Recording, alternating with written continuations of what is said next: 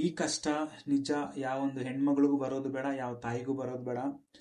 ಅವರು ಒಂದು ನೋವನ್ನ ಯಾವ ರೀತಿ ವ್ಯಕ್ತಪಡಿಸಿದಾರಂತ ನೀವು ನೋಡಿ. ನಿಜ ಹಿಂಗೂ ನಮ್ಮ ಸೊಸೈಟಿ ಎಷ್ಟು ಕೆಟ್ಟೋಗಿದೆ. ತಂದೆ ತಾಯಿಗಳು ಕೆಲವೊಮ್ಮೆ ನನಗೆ ತುಂಬಾ ಸಿಟ್ಟು ಬರುತ್ತೆ ಪೇರೆಂಟ್ಸ್ ಮೇಲೆ. ಇವ್ರು ಮಾಡುವಂತ ಬೇಜವಾಬ್ದಾರಿತನದಿಂದ ಎಷ್ಟೋ ಹೆಣ್ಮಕ್ಳ ಲೈಫ್ ಹಾಳಾಗ್ತಿದೆ. ಬಟ್ ನಾನೇನು ಮಾಡಿದ್ರೆ ಅದು ಪಟ್ಟ ಕಟ್ಬಿಡ್ತಾರ, ನೀನ್ ಯಾರು ಹೆಂಗೆ ಅಂತ. ಇಲ್ಲೊಬ್ರು ಅವರ ಒಂದು ಸಿಚುವೇಶನ್, ಯಾವ ವರ್ಷಕ್ಕೆ ಮದುವೆ ಆಗಿದ್ದಾರೆ, ಅವ್ರಿಗೆ ಏನಾಗಿದೆ ಅಂತ ನೀವು ಕೇಳಿಸ್ಕೊಳ್ಳಿ. ನಾನು ಓದ್ತಾ ಹೋಗ್ತೀನಿ, ಕೇಳಿಸ್ಕೊಳ್ಳಿ. 12 ವರ್ಷಕ್ಕೆ ಮದುವೆ, 15 ವರ್ಷಕ್ಕೆ ಮಗು ಹುಟ್ಟುತ್ತದೆ. 2 ವರ್ಷದ ನಂತರ ಗಂಡ ಇಲ್ಲ, ಮಗು ಬುದ್ಧಿಮಾಂದ್ಯ ಮಗು.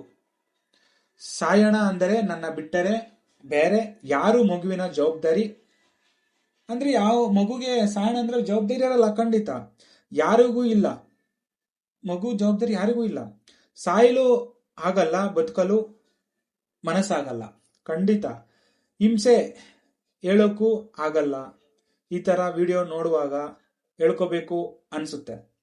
ನಾನು ಇದನ್ನ ಹೇಳೋದು, ತಂದೆ ತಾಯಿ ಮಾಡೋ ಒಂದು ಮುಟ್ಟಾಳತನ ಇದೆ. ಅಲ್ಲ, ಹುಡುಗಿಗೆ 12 ವರ್ಷಕ್ಕೆ ಮದುವೆ ಮಾಡ್ತಾರೆ ಅಂತಂದ್ರೆ ನಮ್ಮ ಸೊಸೈಟಿನ ಎಲ್ಲಿ ಹೋಗ್ತಿದೆ ಗುರು? 12 ವರ್ಷ ಯಾವ ನಿಜ ಏನ್ ಹೇಳೋಣ ಇಂಥವ್ರಿಗೆಲ್ಲ? 12 ವರ್ಷಕ್ಕೆ ಅವಳ ಬಾಡಿಯಲ್ಲಿ ಅದು ಬೆಳವಣಿಗೆ ಬೇಡವಾ? ಹೋಗ್ಲಿ, ಗರ್ಭಕೋಶ ಸ್ಟ್ರಾಂಗ್ ಆಗೋದು ಬೇಡವಾ? ಇನ್ನೇನಾಗುತ್ತೆ?